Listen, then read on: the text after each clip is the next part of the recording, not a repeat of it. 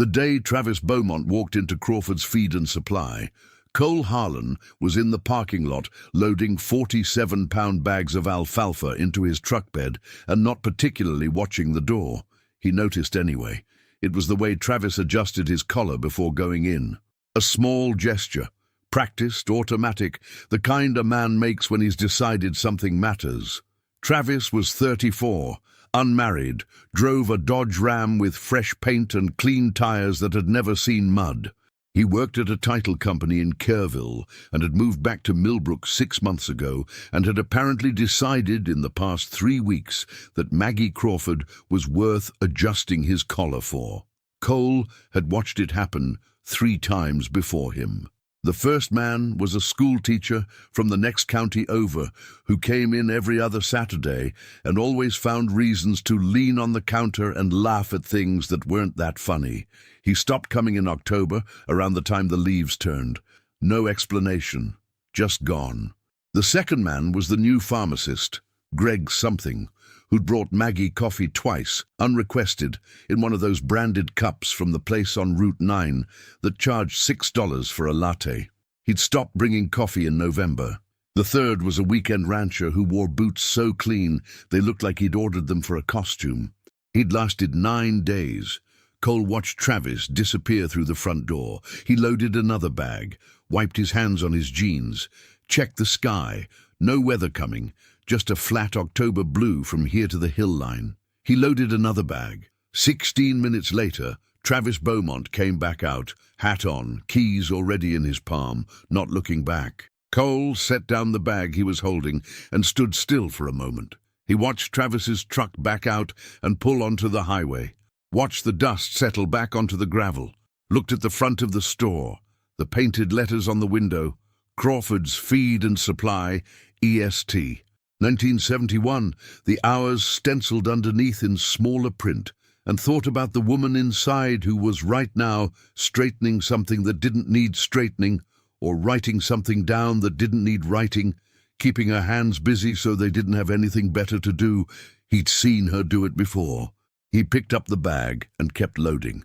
The thing about Millbrook, Texas, population 2,800, 1 stoplight, 2 churches and a diner that served the same breakfast menu it had served since 1986, was that it was the kind of town where you notice things without deciding to. Cole Harlan had been noticing Maggie Crawford for 11 months. Not watching, noticing. The difference mattered to him in a way he couldn't fully explain, except to say that watching implied something he hadn't decided, and noticing was just the truth. He noticed that she opened the store at 7:03 every morning, not 7, because Lily's physical therapy session at home ran 20 minutes, and Maggie would not rush that. Not for punctuality, not for anything. He noticed that her van, a '09 Honda Odyssey with a handicap placard dangling from the mirror and a dent above the left rear wheel that had been there since November, was always backed into the parking lot so the lift could deploy without cars blocking it. He noticed that she had 2 distinct smiles, the polite one she gave customers, which reached her eyes but just barely, a smile that did its job and nothing more, and the real one she gave Lily, which changed her entire face into something that felt private, like you'd stumbled onto something not meant for public display, he noticed. He did not decide what to do with it, until the day he did. Cole Harlan was 38 years old.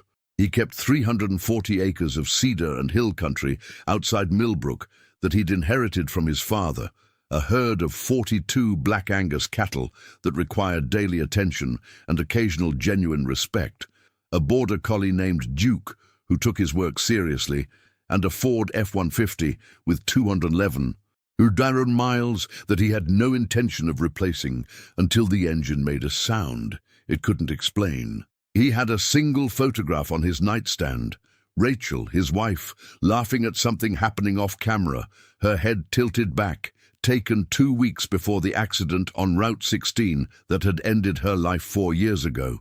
He did not keep it there as punishment.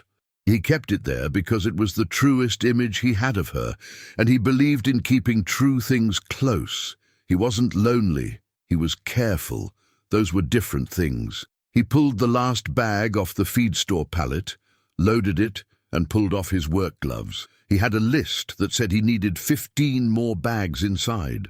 He had, in fact, needed the 15 bags. He'd planned his morning around needing 15 bags. He had not planned the rest. He pushed the door open. The bell rang. Lily Crawford, 7 years old, was behind the front counter in her wheelchair, a purple one, the kind that had been customized enough that it looked like a decision rather than a necessity, and her head came up the moment the bell sounded. She had that quality that certain children have, complete, unqualified attention. The kind adults spend years practicing and still can't quite replicate. Her pencil stopped moving. "You're the tall one," she said. "Yes, ma'am," Cole said. She looked at him with the impartiality of someone who had not yet decided what to do with social conventions. "You come every Tuesday." "Usually," he said. "You never buy the cheap stuff." She said it as an observation, not a compliment. "Doesn't last," Cole said. She considered this with visible seriousness, then gave a single nod and went back to her drawing. The drawing pad in her lap had a yellow cover. Her pencil case was yellow. The blanket folded across her legs was yellow. 3 different yellows, none of them matching, all of them clearly intentional. Cole found his bags on the back shelves and brought them to the register 2 at a time. On the second trip, the storeroom door opened and Maggie came out with a clipboard and stopped when she saw him. She had her hair in a braid. She always had her hair in a braid when she was working, which was most of the time. She wore a grey Henley with the sleeves pushed to her elbows and a Crawford supply apron that had seen better days, and she looked, as she always looked, like a woman who had decided long ago what she needed to survive and had organized her entire life around it. "Mr. Harlan," she said, "I didn't hear you come in." "Cole," he said, "you never hear me come in." Something moved at the corner of her mouth, not the polite smile, something smaller and quicker.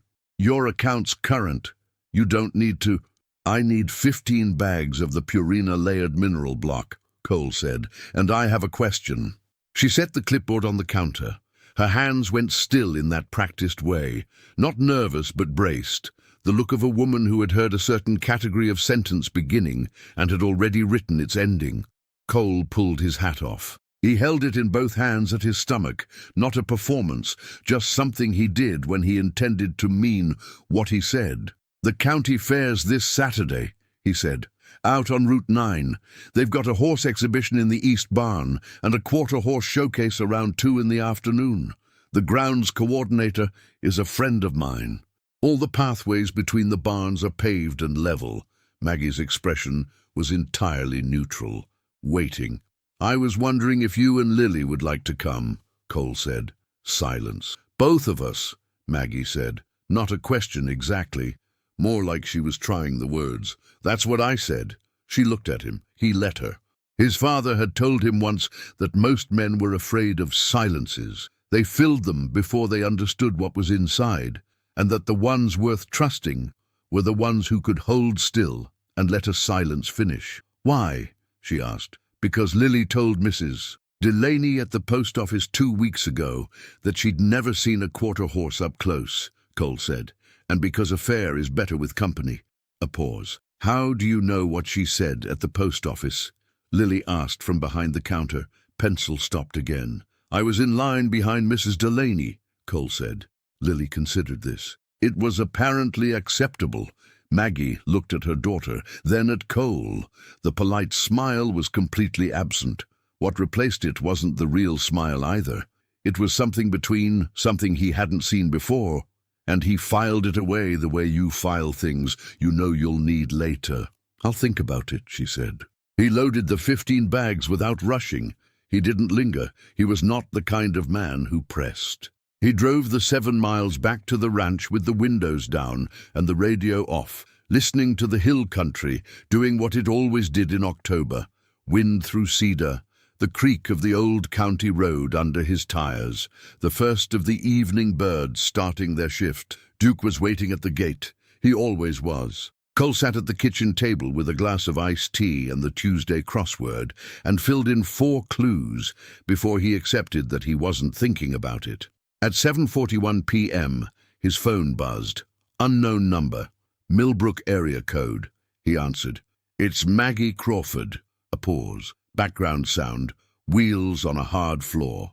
Lily's voice, somewhere in the distance, saying something he couldn't make out. Lily wants to know if quarter horses are the kind with the spots, Maggie said. Cole set the crossword down. Those are Appaloosas, he said. Quarter horses are solid-colored. They're built for short-distance sprinting, fastest horse alive for a quarter mile. That's where the name comes from. Silence on her end. Longer than he expected, then quieter. She wants to know if you'll tell her that yourself. On Saturday. Cole looked out the kitchen window at the porch, where his father's old boots sat in the corner where they'd sat for 9 years, resoled 4 times, still going. I'll pick you both up at noon, he said, if that works. A pause, short this time, like the decision had been made before she called, and this was just confirming it. It works, Maggie said, and hung up. Duke came and put his head on Cole's knee. Cole scratched behind his ears and didn't move for a while. His father used to say, the strongest thing a man can do is stay. He'd said it about ranching, about land, about the particular kind of courage it took to weather losses that made other men sell and go.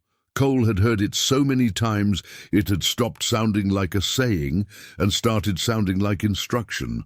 He didn't know yet what it meant for a Tuesday night in October with the woman he'd watched for 11 months and a 7-year-old girl who'd never seen a quarter horse up close. He figured he was about to find out. If you've ever been the kind of person someone walked away from, leave a like and tell me in the comments what's the one thing you would never apologize for. Because what Maggie does next might change how you answer that question. Saturday came in bright and cold, a hard October blue overhead that didn't apologize for how good it looked. Cole was at Maggie's door at 11:58. He had 2 things in his hands, a paper bag holding 3 breakfast tacos from the gas station on Route 16, the good ones, scrambled egg and green salsa, and 2 stems of wild sunflower he'd cut from the fence line that morning, one for each of them. He'd gone back and cut the second one specifically. Maggie opened the door. She had her hair down.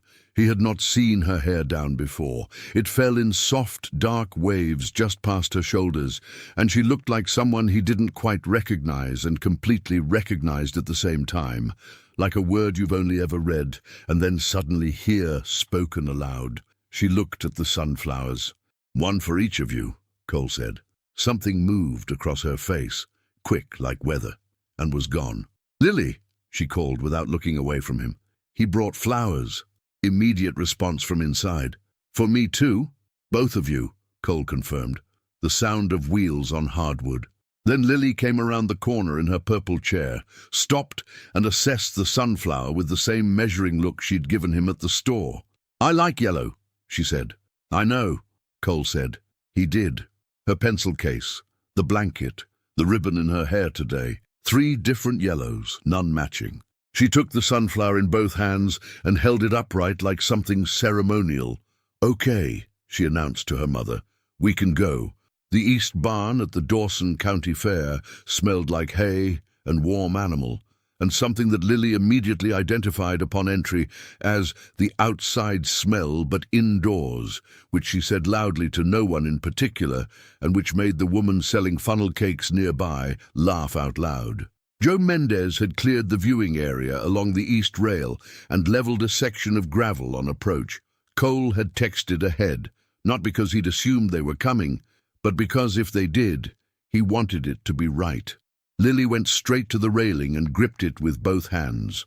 The quarter horses were running barrel demonstrations, pairs of them working the ring in a tight sequence, 200 pounds each, moving with the compact, muscled precision of things built for a single purpose. They were faster than they looked. They always were. They're fast, Lily said. Fastest animal alive for a quarter mile, Cole said. He stood beside her at the rail, not behind her, not hovering, beside her the way you stand beside anyone. Your pulse goes up just watching them work, even if you've seen it 100 times. Lily turned and looked at him directly. Do you have quarter horses? 2, Buck and Clarence. Clarence is a funny name for a horse. He came with it. Do they know their names? Buck does. Clarence pretends not to. Lily laughed, a bright, surprised sound that seemed to catch even her off guard, and turned back to the ring. Cole glanced behind him. Maggie was standing 6 feet back, watching her daughter. There was something on her face he recognized from other parents he'd known, a particular gratitude so tangled up with relief that you couldn't separate the two threads. He looked away before she could catch him looking. The afternoon moved the way good afternoons do, unhurried, with small moments that were worth keeping. The head trainer let Lily touch the nose of a quarter mare named Dottie. Dottie stood absolutely still for Lily's hand, in a way she apparently didn't stand still for most people, which the trainer remarked on with visible surprise. Lily accepted this as reasonable. Cole taught Lily the difference between a quarter horse and a paint and a mustang, and she filed the information with the focused efficiency of someone taking notes for a test she intends to pass. Maggie stood beside Cole at the rail. Their arms were 4 inches apart. Neither moved closer, neither moved away. "She's never done that," Maggie said quietly, watching Lily with the mare. "With an animal, she's usually slow to warm up. Smart creatures recognize honest ones," Cole said. She glanced at him sideways. "Is that a ranch saying or a Cole Harlan thing?" "Probably both." And then, "Who is he, the man who came over?" He said it quietly, like it was optional. An offering, not a demand. Maggie was quiet for a moment. "My ex-husband's friend, Randy Kessler." She paused. "Derek has been talking to lawyers about the custody arrangement." Another pause. "He left when Lily's diagnosis came in. She was 2 years old. He said he wasn't. He said it wasn't what he'd signed up for." She said the last sentence with the flatness of something repeated so many times it had worn smooth. "He wants back in. I don't know why exactly. His mother, maybe. Image. I don't know." Cole said nothing. He let it sit. "Do you have a lawyer?" he asked. She shook her head. "I have $3,200 in savings and a feed store that covers its own costs if I'm careful and don't make mistakes." A pause. "So, no." Cole nodded slowly. "Ben Ochoa," he said. "He's in Kerrville. Family law. He's good and he's fair." He paused. "He owes me one." Maggie looked at him. Her expression was something he couldn't map completely, complicated in too many directions at once. "I'm not a charity case," she said. "I know," Cole said. "I'm giving you a name. That's all." She held his gaze for a long moment. "Okay," she said. "Thank you." And then Lily announced that Dottie was her horse now, and the trainer should know that. And Cole watched Maggie's face do the thing it did when Lily surprised her. The real smile, sudden and total, changing everything. And he turned back to the ring before it became something he didn't have the right to yet. He dropped them at Meadow Lane at 5:30. The house was a small green ranch style with a ramp built over the front steps that looked newer than everything else on the property. There was a ceramic pot of marigolds by the door. Lily informed Cole, upon exit from the van, that she had grown them herself from seed in February.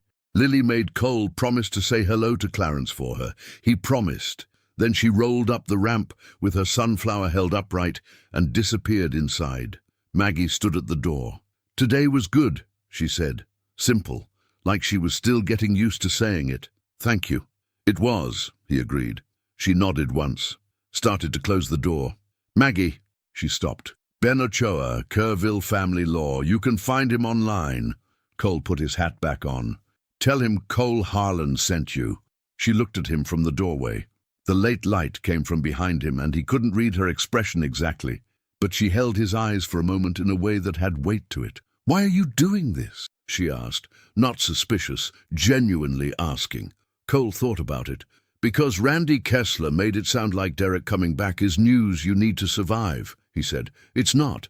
You've been surviving just fine. You just need the right tools." He walked back to his truck. The door closed softly behind him. He drove home with the windows cracked, and Duke met him at the gate, and Cole sat in the truck for a while with the engine off, looking at the porch light, thinking about the second sunflower he'd cut that morning and how it had felt like the right thing, and still did. Tuesday came the way it always did, with work in front of it and the same 6A. Empty alarm and Duke wanting out before Cole was fully awake. He was at the feed store by 9. He needed things he didn't need. He was aware of this. He bought a salt lick he had 3 of, and a bag of trace mineral supplements he hadn't run out of, and he paid at the counter while Lily drew something in her pad and didn't look up, and when Maggie slid the receipt across the counter, their fingers were close enough that he could feel the warmth from her hand without touching it. Neither of them pulled away immediately. "Ben Ochoa called this morning," Maggie said. Cole said nothing. "He said you already settled the consultation fee." Her voice had a careful quality. "Cole, I owe him from a few years back," Cole said. "It wasn't charity. It was not, in fact, a debt, but it also wasn't charity." He wasn't sure yet what to call it. Maggie looked at him steadily. "Don't make it small so I can accept it." He held her gaze. "Okay," he said. "Okay," she said. The receipt sat on the counter between them. Neither of them picked it up. "I have a delivery at 11, Maggie said. "Heavy stuff. I usually have to wait for Marcus, but he's out until Thursday." "I'll stay," Cole said. She looked at him like she was checking whether he meant it. "You have a ranch to run," she said. "The ranch'll be there when I get back," he said. "It always is." The delivery was 3 pallets of livestock panels, 48 by 16 steel frames, 70 pounds apiece, and it came in a truck driven by a man named Bill, who had not offered to help unload in the 4 years Maggie had known him. Cole unloaded while Bill sat in the cab with the radio on. Maggie directed. Lily watched from the doorway, with her drawing pad in her lap, and occasionally offered commentary. "That one's crooked," Lily said, about a panel that was not crooked. "It'll straighten," Cole said. "How do you know?" "Because most things do, if you give them time." Lily considered this, wrote something in her pad. Cole didn't ask what. By 11:45, the panels were stacked and logged. Cole washed his hands at the utility sink in the back and came out to find Maggie making 2 cups of coffee. Real coffee. Not the pot she kept going all day for customers, but the good French press she kept on the shelf above the storeroom door. She handed him one without asking how he took it. It was black, which was how he took it. He didn't say anything about that. They drank the coffee at the counter, while Lily did the reading homework she'd put off since Monday. The store was quiet. A Wednesday lull, the kind that stretched from 9 to noon when the morning farmers had come and gone, and the afternoon ones hadn't started yet. "He came in yesterday," Maggie said. Cole looked at her. "Derek," she said, "while you were at the hardware store." She wrapped both hands around her mug. "He was very calm, very reasonable. He has this voice he uses. Like everything he's saying is just common sense, and you're the unreasonable one if you disagree." She paused. "He wants to be involved in Lily's life. That's what he said. He said he's changed." Cole said nothing. "He said a lot of things 5 years ago, too," Maggie said. Cole watched her hands on the mug. They were steady. She was holding them steady deliberately. He could see the intention in it, the same as he could see it in a horse that spooked, but not broken. "When Lily's diagnosis came in," Maggie said, "she was 22 months old. The doctor explained it. Spina bifida myelomeningocele, the more significant form, and what it would mean. The equipment, the therapies, the surgeries she'd already need scheduled, and Derek listened to all of it very carefully." She paused. "And then he said he'd thought about it, and it wasn't what he'd signed up for." She said the last sentence, the way you say something you've repeated so many times, it's worn grooves in you. "He didn't yell," she said. "He didn't call me names. He just explained his position, like we were a meeting, like Lily was an agenda item." She looked down at the mug. "And I spent 3 years trying to find the flaw in the logic, the part where he was wrong. Because if the logic was right, then something was wrong with me for not accepting it." "The logic wasn't wrong," Cole said quietly. "The man was wrong." She looked up. "Deciding what you signed up for," he said. "That's not a thing you do once at the beginning. You do it every morning." He stopped deciding for her. "That's on him, not on any logic." Maggie was quiet for a long moment. From the doorway, Lily said, "I can hear everything you're saying." "I know," Maggie said. "I don't remember him," Lily said. She said it flatly, not sadly, with the matter-of-fact quality of someone reporting observable data. "I just wanted you to know I don't think about it." Cole looked at Lily. "Okay," he said. Lily looked at him. Then she flipped to a new page in her drawing pad, considered it, and went back to her reading. She gave him the drawing at 4:15, as he was getting ready to leave. He'd said his goodbyes and was halfway to the door when he heard the wheels coming fast behind him and stopped. Lily held up a page from her drawing pad. It was a horse, solid-colored, carefully rendered in the particular patient way of a child who had decided something mattered and taken their time with it. The mane had been given extra attention. The legs were accurate in a way that suggested she'd looked something up. "That's Clarence," she said. "You've never seen Clarence," Cole said. "I know what I imagined him to look like." This was apparently sufficient. She tore the page carefully from the pad, folded the top corners down so the edges wouldn't curl, and held it out to him with both hands. "For your truck," she said. "You can put it on the dashboard." Cole took it with both hands. He looked at it for a moment. The horse in Lily's imagining was confident, alert, ears forward, a horse that was paying attention to something just off the edge of the page. "Thank you, Lily," he said. "I'll put it right where you said." She gave a single satisfied nod and rolled back toward the counter. Cole looked at Maggie, who was watching her daughter with the unguarded expression of someone who'd forgotten for a moment to be careful. "She doesn't do that," Maggie said. "Give things away. Not usually." "I know," Cole said. She looked at him. "How?" "Because she's like you," he said. "She's careful about what matters." The quiet that followed had a different quality than the ones before it. Not the silence of two strangers, but something closer to the silence of two people who had run out of reasons to pretend they were. He told her about Rachel a week later. Not planned. Not in the store. At the diner next door, where Maggie took her afternoon break at 5 o'clock, and Lily did homework in the corner booth, and Rosa the owner brought them coffee without being asked. The conversation moved toward it the way conversations sometimes do, not because you steer them, but because you stop steering and let them find their own level. 4 years in January, Cole said. Route 16.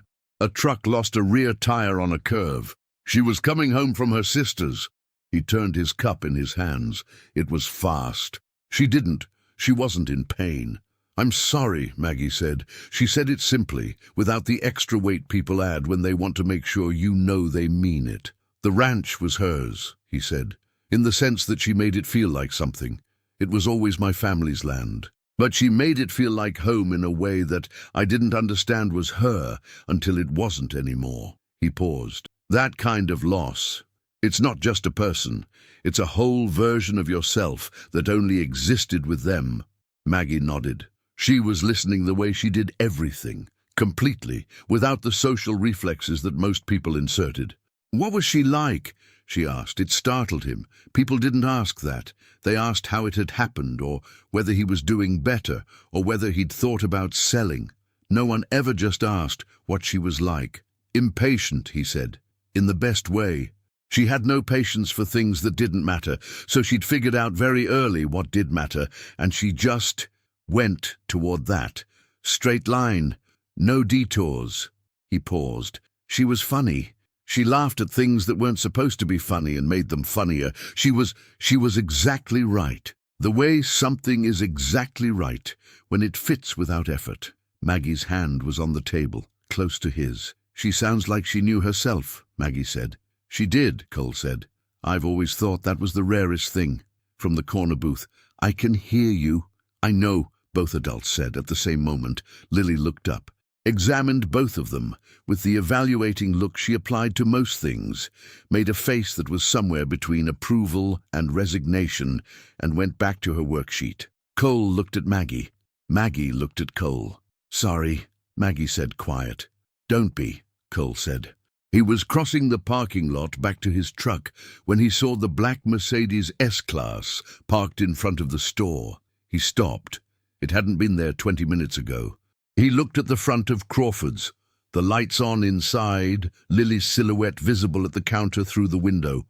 And then he crossed the street and pushed open the door. The man inside was about Cole's height, lighter in the shoulders, the kind of build that came from a gym membership and a careful diet rather than from carrying anything. He was in his late 30s, good-looking in the manner of a man who was aware of it, dark hair silvering at the temples, a fitted jacket too nice for Millbrook, the particular ease of someone who had learned that confidence occupied space. He was leaning against the front counter, with one elbow down, talking to Maggie in a low, reasonable voice. Maggie's hands were flat on the counter surface, absolutely still. Cole walked to the back shelves and began reading a bag of cattle supplement he'd already read twice. "I'm not asking for anything complicated," the man was saying. His voice had a practiced warmth in it, the voice of someone who had discovered long ago that reasonable was harder to argue against than aggressive. "I just want to be part of her life. Anything about Lily's life goes through Ben Ochoa's office," Maggie said. Her voice was steady in the way that costs something to keep steady. "Maggie," a pause, waited. "I'm her father. I know who you are. I've changed. People change." Cole turned the bag over and read the back. "The terms of the custody agreement are what they are," Maggie said. "You have the right to visitation. You've used it once in 5 years. If you want to formalize something different, I'm trying to talk to you, as a person, before lawyers make everything. Please leave, Derek." A pause, long enough to be intentional. "I'm at the Millbrook Inn," he said, "room 7 through Sunday." Footsteps, think about it, the door, the bell. Cole waited, then he turned around. Maggie was still at the counter with her palms flat on the wood, looking at the door. Her jaw was set in a way that was precise and deliberate, like she was holding something in place. "You can go," she said. "You need me to leave?" Cole asked. A long pause. "No," she said. The answer surprised her. He could see it cross her face, the small, involuntary honesty of it. Cole came to the counter. He didn't ask questions. He just stayed where he was, on the customer side of the counter, 6 feet away, present without pressing. "He's good at that," Maggie said quietly, the reasonable voice. "I used to argue with it, and it never worked because the logic is always technically correct. He wasn't ready. He didn't want it. Those things are true, and you can't win an argument against something that's true." "The logic wasn't wrong," Cole said. "The man was wrong. There's a difference." She looked at him. "Deciding what you're built for," Cole said. "That's not a one-time decision. You make it every morning." He stopped making it for her. "That's not logic. That's a choice." Maggie looked at the door for a long moment. Then she looked at her hands on the counter. "He filed something," she said. "Ben told me this morning. A full custody review. He's claiming I'm unfit." She said the word like it had a bad taste. "He has documentation, financial records, Lily's medical history, some kind of assessment from someone claiming to be a social worker." She paused. "Ben says whoever helped him put it together knew what they were doing." The store was very quiet. "Ben's working on a response," Maggie said. "He says we have time, but he needs character evidence, people who can speak to what Lily's life is actually like, who've seen it." She looked at Cole. He held her gaze. "I know what I've seen," he said. Maggie nodded once. The motion was small and controlled and cost her something. "I'm sorry," she said. "I didn't mean to make you. This isn't your problem." "I know," Cole said. He said it simply, without the extra weight. She looked at him for a long moment. "You keep showing up," she said. Not an accusation, more like she was trying to understand it. "That's the general idea," Cole said. And Lily from behind the counter said without looking up from her homework, "Good, because Clarence still hasn't met me yet, and that seems like it should be fixed." The hearing date came back from the court as November 14th, 3 weeks away. Ben Ochoa drove up from Kerrville on a Thursday morning and sat at the small table in the feed store break room. Plastic chairs, a Formica table with a coffee ring that had been there since 2008, with a yellow legal pad and a voice recorder and a list of questions that took 2 hours to get through. Cole came at Ben's request. He sat across from Maggie and answered questions about what he'd witnessed over the past 11 months with the same specificity he brought to everything. Dates, times, exact observations. Nothing embellished, nothing softened. Ben asked, "Have you observed the care she provides for her daughter?" Cole said yes. "Udrick, can you describe specific instances?" Cole said, "June 14th. I was leaving the store at 4:50 p.m. when Lily's afternoon physical therapy aide called to cancel. Maggie rearranged the delivery schedule for the next morning. I heard her on the phone, so she could close an hour early and take Lily to the pool at the rec center herself. She'd researched the water therapy exercises the aide used and had written them down in a notebook she keeps in the van." Ben wrote. Maggie looked at the table. "August 3rd, Cole said. Lily had a school presentation the next morning. Maggie stayed up until 11 p.m. at the store, cutting a poster board and printing photographs on the store's printer. I know, because I drove by at 11:15 and the lights were still on, and she texted me the next morning to say Lily got the highest mark in the class." Maggie looked up at him. He hadn't told her he'd seen the lights. He hadn't told her about the text either, that he'd kept it, that he'd read it again later that day for a reason he hadn't examined closely. "October 9th, Cole said. Saturday, the county fair." He paused. "The lead trainer at the East Barn told me he'd never in 15 years seen that mare stand still for a stranger. He said the only explanation was that the child approaching her was completely calm, completely without fear." He paused again. "That kind of calm in a child doesn't happen by accident." Ben looked at him over the legal pad. "No," Ben said quietly, "it doesn't." Maggie was looking at her coffee cup. Her jaw was set. "I'm going to need all of this in a sworn declaration," Ben said. "I'll send you the form." "Whatever you need," Cole said. Derek's lawyer was a man named Holt, from a firm in San Antonio, not local, which told Ben something, and which he mentioned to Cole on the parking lot afterward. "He's not serious about being Lily's father," Ben said. He had a way of speaking quietly that made everything sound like it had already been thought through completely. "He's serious about winning. Those are different motivations, and one of them is easier to address than the other." "What does he want?" Cole asked. "My read? His mother is ill. She wants to see her granddaughter before she can't anymore.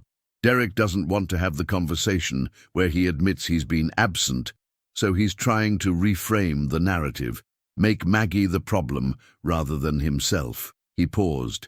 "It's not complicated. It's just ugly." Cole looked at the feed store window. Lily was at the front counter drawing. "What does Maggie need?" he asked.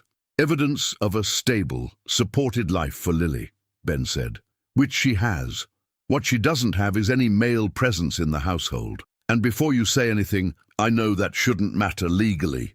It does practically. Judges are human beings. A demonstrated support system changes the picture." Cole said nothing. Ben looked at him. "I'm not asking you to be something you're not," he said carefully. "I'm telling you what the picture looks like." Cole was quiet for a long moment. "I'll be at the hearing," he said. Ben nodded, got in his car, drove south, got in. That evening, Cole drove out past the Dawson farm on the way home, a longer route, not necessary, the kind of route you take when you have something to think through. The hill country was going golden in the late light, the cedar and live oak holding the last warmth of October before the cold came down from the north. He'd driven this road since he was 16, passenger seat with his father navigating, learning the names of the properties and the families behind them before he understood why it mattered. The strongest thing a man can do is stay. He'd always assumed his father meant the land, the ranch, the 42 cattle and the 340 acres, and the mortgage that had been paid off in 1997, and the fence line that still needed 3 more posts before winter. He'd assumed it was about all the visible things a man could leave or not leave. He was beginning to think his father had been talking about something else entirely. Ruth Harlan was at his kitchen table when he got home. She had a key because she'd always had a key, and she used it when she felt like it, which Cole had decided long ago was a reasonable trade for the fact that she also brought food when she used it. There was a foil-covered dish on the counter that smelled like chicken and cornbread. "I heard you were at the feed store again," she said. "I was at the feed store," Cole confirmed. He poured himself a glass of water and leaned against the counter. "Twice this week," Ruth said. "I've been twice this week." She looked at him with the particular look she'd had since he was 6, the one that read the small print other people couldn't see. "That woman has a lot going on," Ruth said. "She does," Cole said. "An ex-husband causing trouble." "Yes, a daughter in a wheelchair."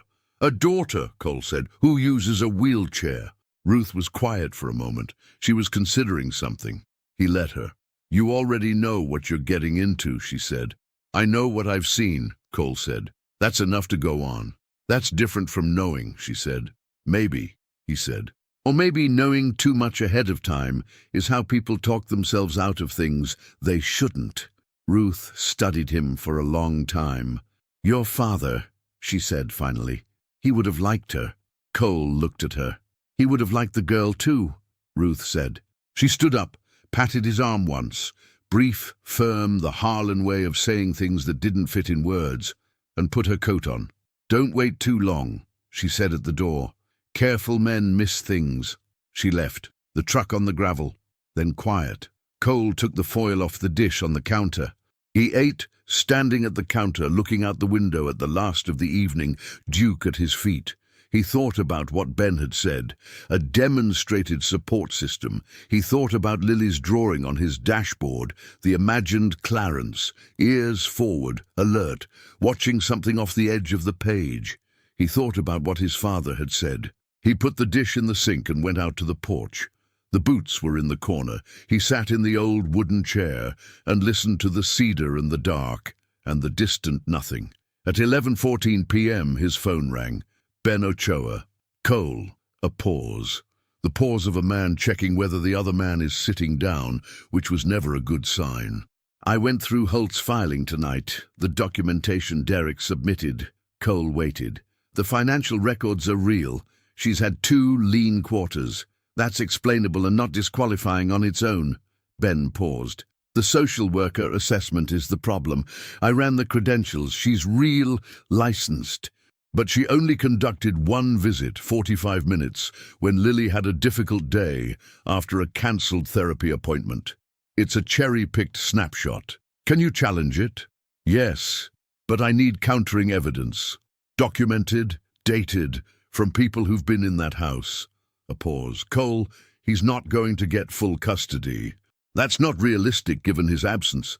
But he could get enough, scheduled visitation, oversight requirements, financial audits, to make Maggie's life very difficult for the next several years." Cole was quiet. "She needs people around her who can speak to what Lily's life actually is," Ben said. "Not in court documents, in real life, visibly." Before November 14th, the porch was cold. The cedar moved. "She's not going to ask for that," Cole said. "I know," Ben said. "That's why I'm calling you." The call ended. Cole sat on the porch for a long time. He looked at his father's boots in the corner, the ones resoled 4 times, the ones that had walked 340 acres in every season for 30 years, the ones he'd never moved because Harlan men don't throw away what still has use in it. The strongest thing a man can do is stay. He finally understood. It had nothing to do with the land. It never had. He was at the store when it opened the next morning, 7:03, because Lily's therapy ran 20 minutes and Maggie would not rush it. Maggie stopped when she saw him outside the door. "You're early," she said. "I brought breakfast," Cole said. He held up the bag. "Gas station tacos, the good ones." She looked at him for a long moment in the morning light. Then she unlocked the door and held it open. He went in, and he stayed. The Millbrook Inn had 12 rooms and a parking lot that faced Route 9, and a vending machine in the hallway that had been broken since March. Room 7 was on the ground floor, end of the row, with a window that looked out on the dumpster enclosure and the chain-link fence beyond it. Cole knew the layout because his cousin Brent had managed the place for 3 years and complained about it regularly. He didn't go to room 7. That was not the kind of man he was. But he thought about it. about what he would say if he did, about what a man owes another man who has walked out on his daughter and his wife, and who is now standing in a parking lot with a San Antonio lawyer trying to reclaim something he gave away willingly, tidily, with a reasonable voice and impeccable logic. And then he put it down and went back to the ranch and fed his cattle and fixed the section of fence on the south property line that had needed fixing for 2 weeks. And when that was done, he sat on the tailgate in the cold November air and watched the sky go dark from east to west the way it always did out here, slow and sure, and thought about what he was actually going to do. What he was going to do was show up. That was it. That was the whole plan. His father had never been a complicated man. He'd bought his land, worked it, kept his word, raised his son, and loved his wife until she was gone, and loved her memory after. He hadn't built anything famous. He hadn't left anything notable. He'd left a paid-off property and a son who knew how to stay. That had always seemed, to Cole, like enough. Monday morning he was at the store at 7:03, Tuesday the same. Wednesday he brought lunch. Nothing elaborate, just sandwiches from Rosa's Diner, turkey on wheat, the kind of meal that was about the gesture, not the food, and ate with Maggie at the counter while Lily did her reading at the front window and narrated, without being asked, the various vehicles passing on Route 9. Blue pickup, Lily said. Old one, probably farm. Probably, Maggie said. Grey sedan, new, not from here. How do you know it's not from here? Cole asked. Clean tires, Lily said. She did not look up from her book. People from here have dust on their tires. It's basic observation. Cole looked at Maggie. Maggie looked at her sandwich. She's right, Maggie said. I know she is, Cole said. Thursday, Derek Crawford came back. Cole was on the south side of the property, stacking the last of the winter hay in the barn, when his phone rang. He recognized the number. Ben Ochoa's cell, not the office line, which meant it wasn't routine. Holt filed an emergency motion, Ben said. His voice was the same even tone it always was, which was how Cole knew it was serious, because Ben Ochoa only sounded even when the news required active effort to deliver calmly. He's arguing that there's a materially changed circumstance affecting Lily's welfare. What changed circumstance? You, Ben said. Specifically, an unvetted adult male with significant access to the child. Derek filed a concern that Maggie is in a relationship with a man Lily has only known for a short time, and that this person's presence in the child's life has not been disclosed to the custodial court. Cole set the hay hook down. I'm not, he started. I know what you are and aren't, Ben said. The motion is thin. A judge with any common sense will see through it in about 4 minutes, but it's going to delay the hearing, create additional documentation requirements, and it puts Maggie in the position of having to explain a relationship she never characterized as one. A pause. Cole, I need to know, what is this? Because I need to tell you what to say, and I can't do that if I don't know what I'm working with. The barn was quiet. 42,000 pounds of living animal breathing softly in the cold. It's something, Cole said. Does she know that? Ben asked. A silence. I'll call you back, Cole said. He was at the feed store by 4:15. Lily was at the counter doing homework. She looked up when he came in, registered something in his face, and went back to her worksheet with the particular tact of a 7-year-old who understood more than anyone gave her credit for. Maggie was in the storeroom. Cole knocked on the open door. She turned, looked at him, read whatever was in his face with the same quiet efficiency she applied to everything. Ben called you, she said. Yes. She went back to the inventory sheet on the clipboard. I heard about the motion this morning. Her voice was steady. I know what it looks like and I know why he filed it. Derek saw your truck here 3 times this week, and he's using it because that's what he does. He finds the angle. Cole stayed in the doorway. I told Ben it was nothing, she said, that you were just a customer who'd been helpful, that there was no relationship. She paused. The clipboard went still in her hands. Because that's what I thought was accurate. The storeroom smelled like dust and dry feed grain, and the faint mineral sharpness of the supplement blocks on the back shelf. What if it isn't accurate? Cole said. She was quiet. Maggie. He stayed in the doorway. He wasn't going to press. He never pressed. I've been showing up for 3 weeks. I'm going to keep showing up, and I want you to know that's not I'm not going to disappear when this gets complicated. I want to be clear about that. It's already complicated, she said. More complicated then, he said. She turned around and looked at him fully. Her eyes were steady, and her jaw was set, and she looked in that moment like someone measuring the distance between where she was and where something else was and deciding whether it was crossable. I have a daughter with complex medical needs and an ex-husband filing legal motions and $3,200 in a savings account, she said. And I haven't been someone that... She stopped. I stopped being the kind of person who lets people in a long time ago, because every time I did, it turned into something I had to survive. I know, Cole said. You don't, she said, not harshly. You've been here 3 weeks. You've seen the good parts. You haven't seen the part at 2 a.m. when Lily can't sleep because her legs hurt and I can't fix it. And I just have to sit there and hold her hand and watch her be in pain and not be able to do anything. Her voice stayed level. You haven't seen the part where I run the numbers every month and it's always exactly enough and never more than that. You haven't seen what I look like at the end of a week where everything went wrong at the same time. Cole said nothing. He let her finish. I'm not asking you to, she said, quieter. I'm just telling you what you'd be walking into. Maggie, Cole said. He waited until she was looking at him. I told you I'd be at the hearing. That's not changing. What you need from me for the next 3 weeks, I'll do it, all of it, not because of the hearing. The hearing is just the next thing. He held her gaze. What I'm trying to tell you is that there isn't a version of what you just described that changes anything for me. She looked at him for a long time. The sound of Lily's pencil from the front of the store, a truck on Route 9, the refrigerator in the break room cycling on. Okay, Maggie said. It was quiet and complete, and cost her something real to say it. Okay, Cole said. He met Derek Crawford officially on Friday in the feed store parking lot, which was not a meeting either of them had arranged.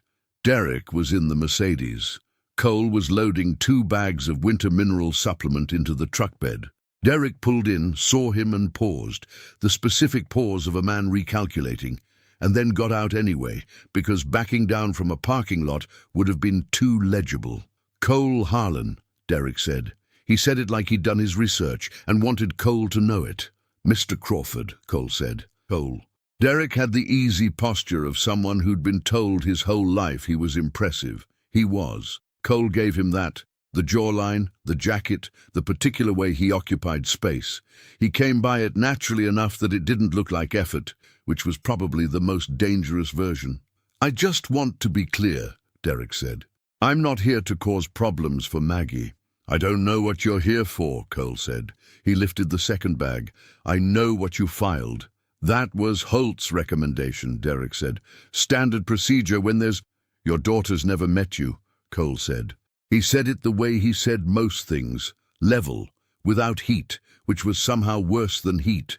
She's 7 years old and she can describe in detail 3 different horse breeds, the nutritional requirements of Black Angus cattle, and the difference between a real smile and a polite one.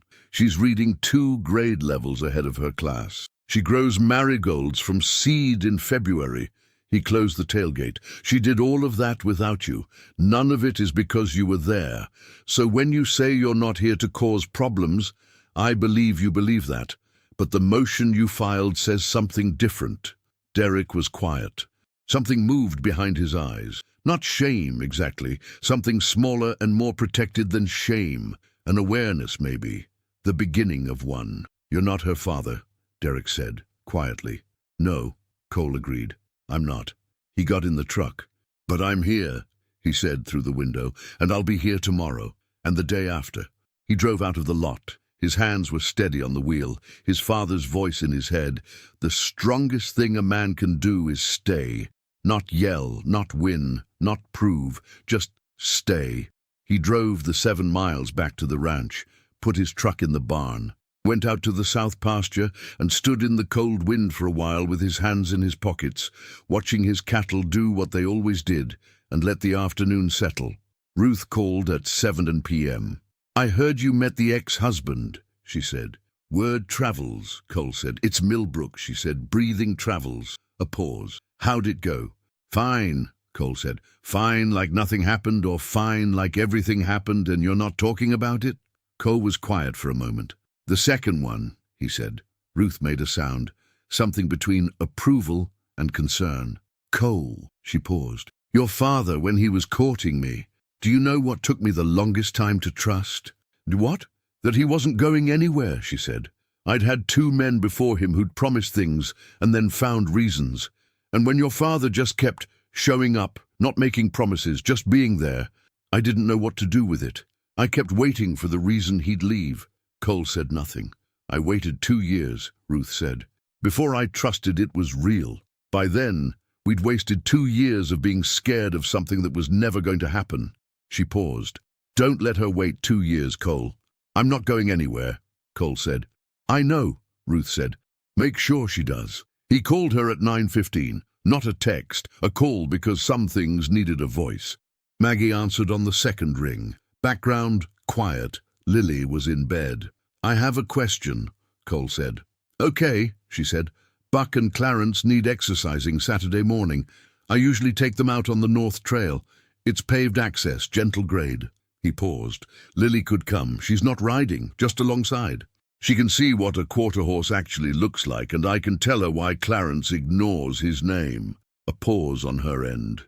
"She has PT at 9, Maggie said. "I know," Cole said. "I meant after. 11, maybe." Another pause, shorter. "She'll be awake for the rest of the night if I tell her tonight," Maggie said. "So tell her in the morning," Cole said. Something on her end, quiet but present, not a laugh exactly, something gentler. "Cole," she said. "Yeah." A pause, long enough to mean something. "Thank you," she said, "for today, for what you said to Derek." A pause. "I know you didn't have to." "I know," Cole said. "I know I didn't have to." Silence. "I'll see you Saturday," he said. "Saturday," she said. He hung up. Duke came and put his chin on his knee. Cole scratched his ears and looked at Rachel's photograph on the nightstand. The laugh, the tilted head, the something happening off camera that had made her that happy. Stay, he thought, that's the whole thing. He turned the lamp off and went to sleep.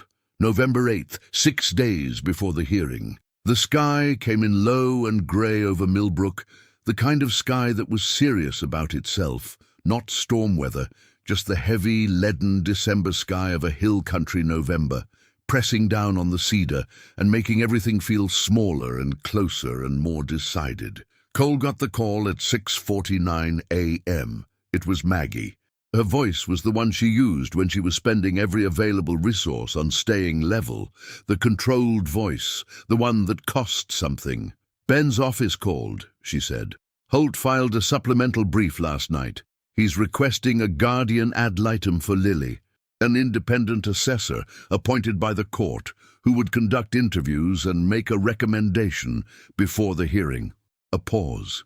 "And he's requested the hearing be moved to a courtroom in Kerrville. Bigger venue, more formal." Cole was at the kitchen window with his coffee. "What does Ben say?" he asked. "He says we're still strong. He says a guardian ad litem, handled correctly, actually helps us, because Lily is the best evidence of her own welfare." A pause. "He also says that Holt moving to Kerrville means he's staging something. He wants an audience." "What kind of audience?" "The kind," Maggie said carefully, "where it's embarrassing to lose." Cole set the coffee down. "I'll pick you up at 8, he said. "We'll go to Ben's office together." A pause. "Cole, you can argue with me in the car," he said. She didn't argue with him in the car. She sat in the passenger seat with her hands in her lap and watched the hill country go by, and Cole drove and didn't fill the silence, and she didn't seem to need him to. Lily was at school. Maggie had not told her about the supplemental brief. Some things could wait. Ben's office was on the second floor of a building on Commerce Street that also housed a dentist's office and an insurance firm. It smelled like coffee and old carpet, and had the organized, lived-in look of a practice that had been here long enough to stop performing. Ben was waiting with the brief on his desk and 2 chairs already pulled to the table. "Here's where we are," he said. He didn't waste time. "The Guardian ad litem request will likely be granted. It's a reasonable ask, and the judge will want to be seen as thorough. That means Lily will have an interview before November 14th, probably Wednesday or Thursday."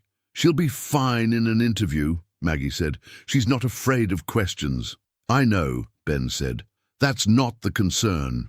He paused.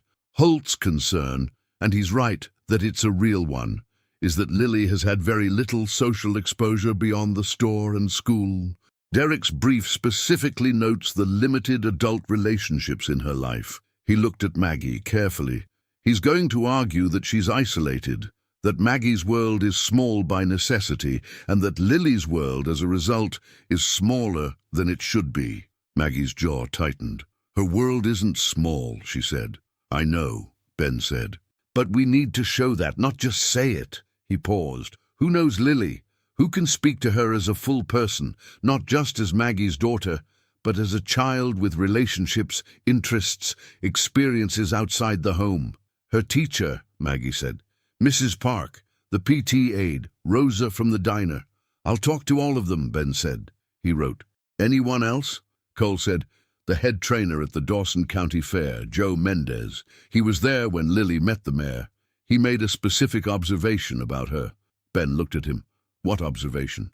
"That he'd never seen that horse stand still for a stranger," Cole said, "and that the only explanation was that the child was entirely calm, without fear." He paused. "A man who's worked with animals for 15 years doesn't say that lightly." Ben wrote it down. He looked at Cole for a moment. A long moment, the kind where a man who notices things is noticing something. "I'll reach out to Mendez today," he said. Outside on the sidewalk, Maggie stopped walking. Cole stopped beside her. "I need you to know something," she said. She was looking at Commerce Street, not at him, at the traffic and the storefronts, and the ordinary Thursday morning of a town that didn't know anything was happening. "I've been doing this alone for 5 years. All of it. Every PT appointment and every school meeting and every 2 a.m. and every time I ran the numbers, and they came out exactly right, and not $1 more." She paused. "I'm good at it. I need you to know I'm good at it. That I don't need saving." "I know," Cole said. "I need you to actually know it," she said. "Not just say it." He looked at her. She was still looking at the street, her jaw set, her hands still. "Maggie." He waited. She turned. "You are the most competent person I have met in the last 4 years, including ranchers who've been at it for 40 years, lawyers, doctors, the county land commissioner who's been doing his job since 1987. He held her gaze. "I know you don't need saving. I'm not trying to save you. I'm trying to be beside you. Those are different things." She looked at him for a long moment. "Okay," she said, the same word she always used. Quiet and complete and real. He didn't reach for her hand. He would wait for that. He was a patient man, and there were some things that needed to happen in their own time without being pulled. But when she started walking, she walked close enough that their arms touched, and neither of them moved away. Wednesday, November 12th. The guardian ad litem was a woman named Dr. Sandra Reeves, 52. Calm-faced, with the particular efficiency of someone who had walked into many houses and learned not to project anything onto what she found there. She came to the feed store at 4 p.m., because that was where Lily spent her afternoons, and because Ben had argued successfully that a naturalistic setting would yield more accurate information than an office. Holt had objected. The judge had sided with Ben. Cole was not there. He and Maggie had agreed he shouldn't be. Too much, too soon, the wrong picture. He was at the hardware store 2 blocks away, replacing a faucet fitting he didn't need, pretending to care about faucet fittings. His phone showed 4:00, then 4:30, then 4:52. At 5:01, Maggie texted, "Done. She wants to speak to you tomorrow. Ben says that's a good sign." He stared at that for a moment. Then he put the faucet fitting back and drove home. Dr. Reeves met him at Ben's office at 10:02 Thursday morning. She had a yellow legal pad, and she set a recorder on the table between them and said, "Tell me what you've observed." Cole told her. Dates, times, specific instances. The same way he'd told Ben. The same way he'd told everything since he was a child. Precisely, without decoration. Nothing left out and nothing added. He told her about the fair, about Dottie standing still, about Lily filing information about quarter horses with the efficiency of someone studying for something that mattered, about the drawing on his dashboard, the imagined Clarence, ears forward paying attention. "Why did she give you the drawing?" Dr. Reeves asked. Cole thought about it. "Because she decided I was worth keeping track of," he said. "Lily doesn't give things away. She's careful about what matters. She learned that from her mother." Dr. Reeves wrote something. "Mr. Harlan," she said, "how would you characterize your relationship with Lily Crawford?" Cole was quiet for a moment. "She's a person I respect," he said, "genuinely. Not in the way you respect a child. In the way you respect someone who is serious about their observations and honest about their assessments and brave enough to like something before they know how it'll turn out." He paused. "I try to be worthy of that." Dr. Reeves looked at him over the legal pad. "And Miss Crawford?" she asked. Cole held her gaze. "Maggie Crawford," he said carefully, "is one of the most remarkable people I've met, and she would argue with me for saying it, which is part of why it's true." Dr. Reeves made a note. Her face did not change, but her pen moved for longer than the question seemed to require. November 14th. The Kerrville Courthouse was a limestone building from 1934 that smelled like paper and old floors, and the particular institutional quiet of a place where important things happened, whether you were ready or not. Courtroom B had 22 rows of benches. Holt had brought Derek's mother, a silver-haired woman in a wool coat who sat very straight and said nothing, and 2 colleagues from the San Antonio firm. They were on the right side. On the left side, Ben, Maggie, Cole, and Ruth Harlan, who had driven 40 minutes from Millbrook without being asked, and was wearing the dress she called her serious dress, and had brought nothing except her posture, which was considerable. "I called Rosa," Ruth said quietly, leaning to Cole. "She's coming at noon. And Jim Carver from the school board. I told them to come." Cole looked at her. "Don't look at me like that," Ruth said. "Your father would have done the same thing. The judge, the Honorable Patricia Morrow, 60 years old, direct, with a reputation that Ben had described in one word, fair, entered at 9 o'clock on the nose." The hearing began. Holt opened with the financial records, the 2 lean quarters laid out in a chart that made them look like evidence of something they weren't. He had Maggie's bank statements from the past 3 years, obtained through the legal process, displayed on a projector screen. Cole watched Maggie. She sat with her hands in her lap and her back straight, and her face composed in the way that cost her most. She looked at the screen and did not look away, because looking away would have been conceding something she wasn't conceding. Ben responded with 3 years of on-time rent, on-time utilities, Lily's school records, the PT schedule, the medical log. He was precise and unhurried, and he built the picture the way you build something structural, from the ground up, nothing decorative, everything load-bearing. Then Holt called Derek Crawford. Derek took the stand, with the easy confidence of someone who had decided this was going to go well. He spoke about his evolution, the therapy, the reflection, the understanding of what he'd lost. He spoke about his mother's illness and Lily's right to know her grandmother. He was articulate, he was reasonable. He was, Cole thought, exactly what Maggie had described. A man who had learned that the word sincere was most effective when it wasn't. Holt said, "And you believe your daughter's current environment is adequate for her full development?" Derek paused. A practiced pause, not a searching one. "I believe Maggie loves Lily. I don't doubt that. I question whether love alone is sufficient to provide the support structure Lily needs as she grows." Judge Morrow said nothing. She was writing. Ben stood. "No redirect at this time, Your Honor. I'll call my witnesses." He called Maggie's PT aide, who had been with Lily for 3 years. He called Mrs. E. Park, Lily's teacher, who described Lily's reading level and her observation skills and the way she'd explained, unprompted, the difference between a quarter horse and an Appaloosa to her entire second-grade class. He called Joe Mendez. Joe was a compact man in a plaid shirt who had driven 60 miles and was clearly uncomfortable in a courtroom and said so, and who then said, "I've worked with horses for 31 years. I've had children at that rail hundreds of times. Dottie, she's 14, she's seen everything. She stood still for that little girl like she was something to respect. Animals know." He paused. "That girl is something to respect." 3 rows back, Ruth Harlan made a sound she immediately suppressed. Then Ben said, "Your Honor, I'd like to call Cole Harlan." Cole walked to the stand. He was in his cleanest clothes, dark jeans, dress shirt, the boots his father had taught him to break in right. He sat the way he sat everywhere, straight, without performance. Ben said, "Mr. Harlan, how long have you known Maggie Crawford?" 11 months, Cole said. "And Lily Crawford?" 7 weeks. "How would you describe Lily's daily life?" Cole spoke. He took his time. He described what he'd seen, the yellow pencil case and the 3 different yellows that were all deliberate, the drawing on the dashboard, the way she narrated Route 9 traffic with the confidence of someone making important observations, the marigolds she'd grown from seed, the way she'd stood at the east barn rail with both hands on the wood and said, "They're fast," like she was filing it for future use. Holt objected twice. Judge Morrow overruled both times. Then Holt stood for cross-examination.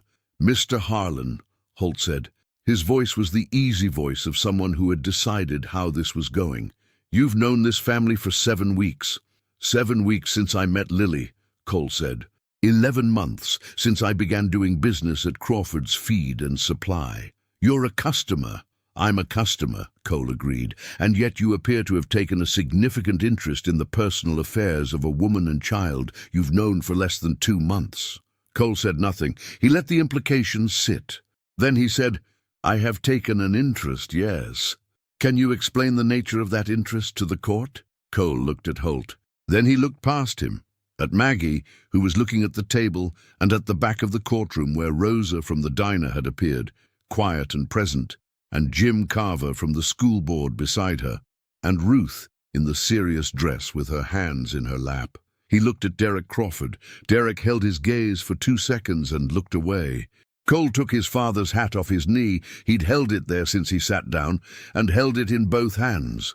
Old habit, the thing he did when he intended to mean what he said. "My father ranched 340 acres outside Millbrook for 40 years, Cole said.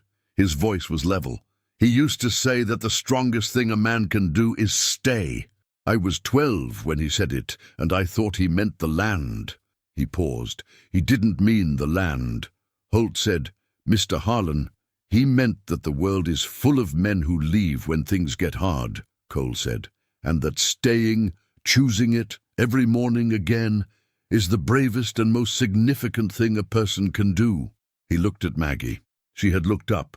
"I've watched Maggie Crawford stay. For 5 years, every morning she chose to stay for her daughter, without a partner, without a financial safety net, without someone to call at 2 a.m. when it was hard." He paused. "And she did it so well that Lily Crawford is a child who narrates traffic, grows marigolds from seed, and makes a mare named Dottie stand completely still at a fair, because something in that horse knew what I knew from the first Tuesday I walked into that store and watched the way she looked at her daughter." The courtroom was very quiet. "What did you know?" Judge Morrow said. She wasn't supposed to ask questions this way, and everyone in the room knew it, and nobody moved. Cole looked at the judge. "That she was exactly right," he said, "the way something is exactly right when it fits without effort." Courtroom B did not make a sound. In the front row, Derek Crawford's mother put her gloved hand over her mouth and looked at the floor, not in triumph, in something much older and quieter than triumph. Holt said, after a moment, "No further questions." The hearing recessed at 12:47. Judge Morrow said she would have a preliminary ruling by end of day. Ben said that was fast. Ben said that was a good sign. Maggie didn't say anything. She sat at the table with her hands flat on the wood and her eyes down and didn't move for 30 seconds after the room started clearing, like she needed to wait for the ground to be solid before she trusted it. Cole sat beside her, not touching, just there. She said finally, "You didn't tell me you were going to say that." "I didn't plan it," he said. She looked at him. Her eyes were wet. Not crying, but close, the way a person looks when they've held everything together for exactly as long as was required and are only now allowing the edges to soften. "Cole," she said, and then she stopped. "You don't have to say anything," he said. "I know," she said. "I'm trying to figure out if I want to anyway." He waited. "When Derek left," she said, "I made myself a rule that I was going to be self-sufficient, fully. That I wasn't going to build anything that depended on someone staying, because I'd seen what it looked like when they didn't." She paused. "And I was good at it, I was. But I think I got confused somewhere between being self-sufficient and just being alone. Like the goal became the aloneness. Like needing anyone was the failure." Cole said nothing. "What you said up there," she said. "The way you—" She stopped. "I heard my own life described back to me by someone who'd been paying attention to it, and I hadn't. I hadn't known that was what I needed to hear until I heard it." "You deserve to have someone pay attention," Cole said. She looked at him for a long moment, and then Lily's voice from behind them. "I told Mrs. Park she was right." Both of them turned. Lily had come in through the side door with Ruth Harlan, who was holding Lily's drawing pad and looking at the ceiling with studied innocence. "What did Mrs. Park say?" Maggie asked. "She said that the best things happen when you stop expecting them to be perfect," Lily said. She considered Cole. "She was talking about book reports, but I think it also applies to people." Cole looked at Maggie. Maggie looked at Cole. "I agree with Mrs. Park," Cole said. Lily accepted this, opened her drawing pad, and began working on something that she angled so neither of them could see. Ruth caught Cole's eye. She gave him the look she'd been giving him since he was 6. The small print, the long view, the "I told you, so that was also completely you're welcome." She patted his arm once, briefly, the Harlan way, and went to find coffee. Ben's call came at 4:16 p.m. They were in the courthouse hallway, Maggie and Cole, on opposite ends of a wooden bench with Lily between them. Lily drawing something on her pad with the focused intensity of someone working on a deadline. Ben said, "Judge Morrow denied the custody modification request. Full denial." Cole watched Maggie's face. She closed her eyes for 3 seconds. That was it. 3 seconds, and then she opened them, steady. "Derek retains his existing visitation rights," Ben continued, "which he has not used in the past 4 years and 8 months, and which he would need to petition to expand through standard process. The emergency motion has been dismissed. The Guardian ad litem's report was entered into the record as favorable to the current arrangement." A pause. "Sandra Reeves described Lily as, and I'm reading directly, a child of exceptional social and emotional intelligence, in an environment that consistently prioritizes her whole development. The primary caregiver demonstrates extraordinary commitment and competence." Maggie made a sound, small, controlled, but real. "There's one more thing," Ben said. His voice shifted, quieter, something underneath it. "The judge attached a note to the ruling. She doesn't always do that." He paused. "She said, the record is clear. The existing arrangement is not merely adequate, it is exemplary. This court would benefit from fewer cases like Mr. Crawford's and more families like this one." Cole looked at the ceiling. Maggie put the phone down in her lap. Lily had stopped drawing. She was looking at her mother's face with the focused attention of someone reading important data. "Mom," Lily said. "We won," Maggie said. Lily absorbed this.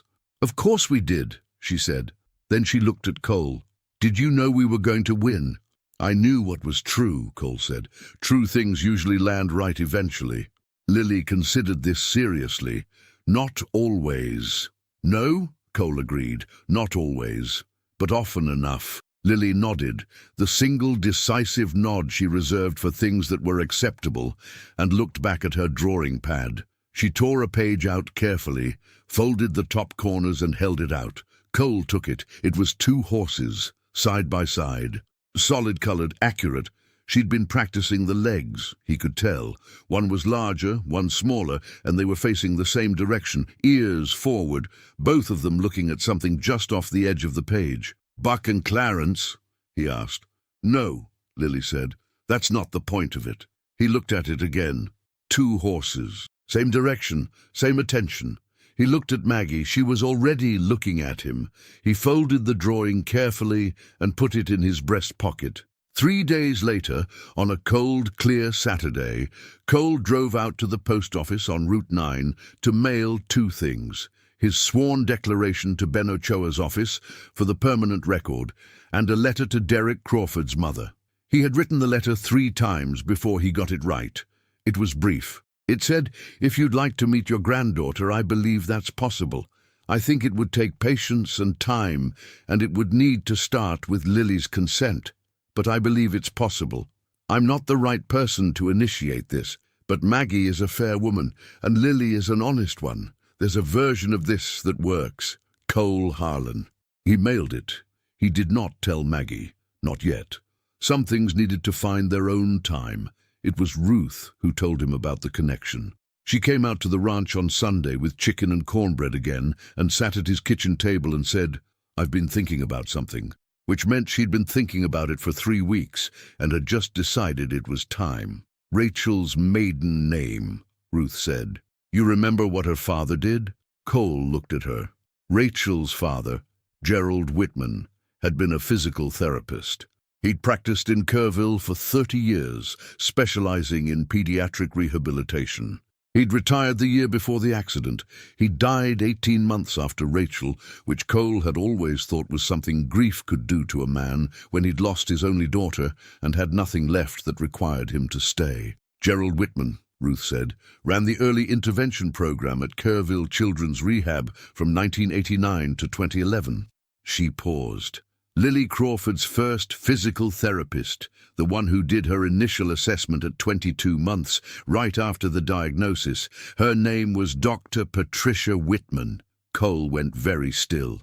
"Gerald's daughter," Ruth said, "Rachel's sister." The kitchen was quiet. Duke was at his feet. The photograph was on the nightstand down the hall. "Patricia retired last year," Ruth said. "She moved to Austin, but she still consults for the practice in Kerrville." She paused. Cole. Lily's first therapist was Rachel's sister. When Lily was 22 months old and Derek was walking out the door, the hands that held Lily for the first time in a therapy context belonged to Patricia Whitman. Cole sat at the kitchen table for a long time.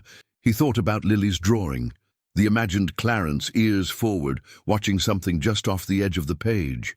He thought about Dottie standing still. He thought about Rachel laughing at something off-camera in a photograph he'd kept for 4 years because it was the truest image he had. He thought about what Maggie had said. "I heard my own life described back to me by someone who'd been paying attention." He thought about his father's voice.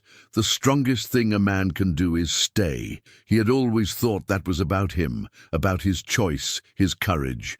He was beginning to understand that some things don't happen because you're brave enough. They happen because the current was always moving that way, quiet and sure, before you ever knew you were in it. He told Maggie on a Tuesday.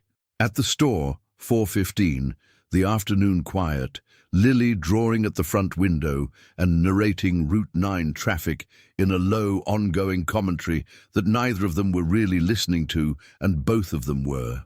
He told her about Rachel, about Gerald, about Patricia Whitman and the early intervention program, and the 22 months and the hands that had held Lily first. Maggie listened without speaking.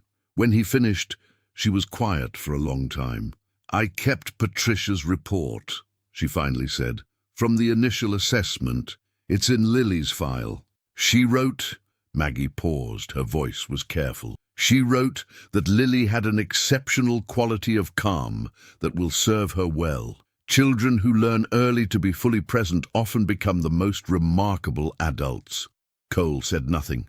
"I read that report maybe 50 times, Maggie said, in the first year, when things were hard. I'd read it when I needed to remember that someone who knew what they were talking about had looked at my daughter and seen what I saw. She looked at him. Rachel's sister wrote that. Yes, Cole said.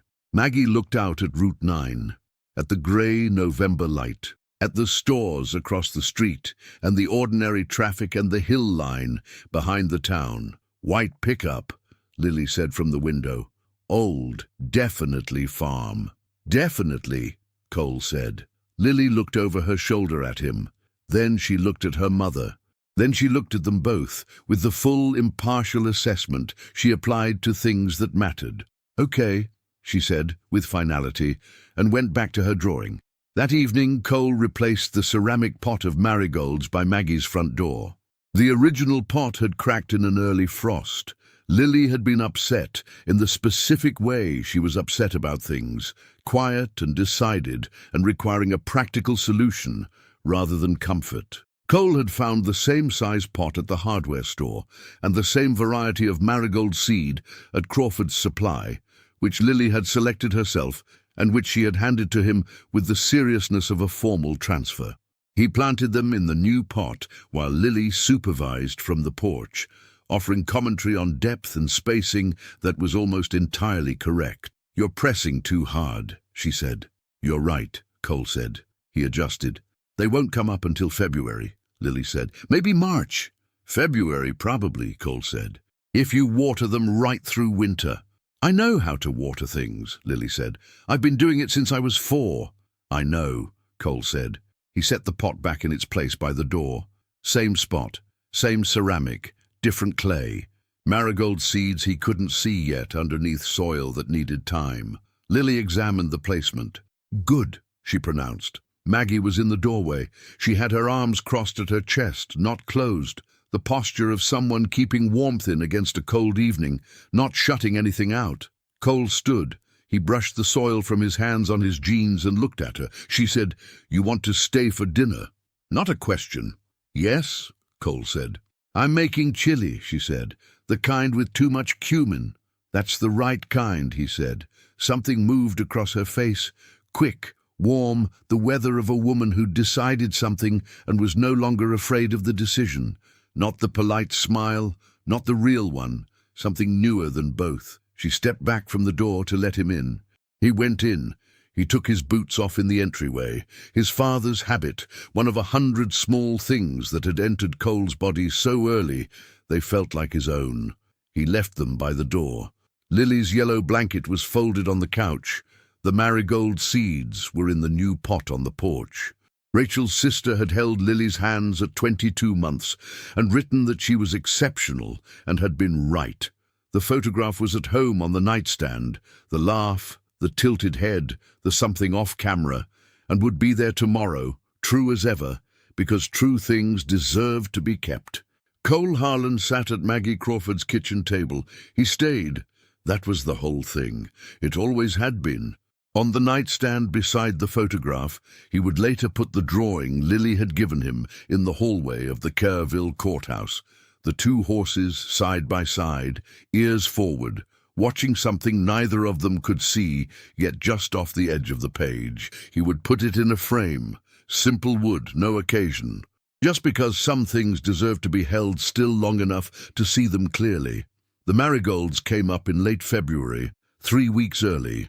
Lily called it basic predictability and moved on to her next project without fanfare. Cole and Maggie had their first argument in March about whether the South Barn needed a new roof before spring or could wait another season. Cole was right. She conceded it at dinner 2 days later without preamble, simply by saying you were right about the roof and refilling his coffee. That was, Cole thought, as close to perfect as anything ever gets. He stayed.